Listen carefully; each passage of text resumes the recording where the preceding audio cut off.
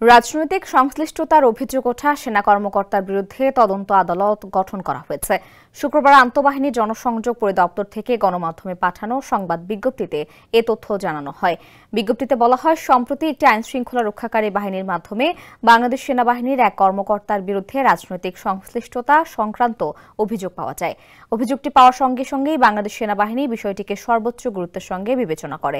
এর পরিপ্রেক্ষিতে গত 17 জুলাই ওই সেনা কর্মকর্তাকে তার নিজ বাসস্থান রাজধানীর উত্তরা এলাকা থেকে আটক করে সেনা হেফাজতে নেওয়া হয়। এতে আরও বলা হয়, ঘটনাটি সুষ্ঠু ও নিরপেক্ষ তদন্তের লক্ষ্যে এরই মধ্যে একটি তদন্ত আদালত গঠন করা হয়েছে এবং প্রাথমিক তদন্তে অভিযোগের সত্যতা পাওয়া যায়। পূর্ণ তদন্ত সমাপ্তি সাপেক্ষে প্রাপ্ত তথ্য প্রমাণের ভিত্তিতে ওই সেনা কর্মকর্তার বিরুদ্ধে সেনাবাহিনীর প্রচলিত আইন ও বিধি অনুযায়ী যথাযথ শাস্তিমূলক ব্যবস্থা গ্রহণ করা হবে।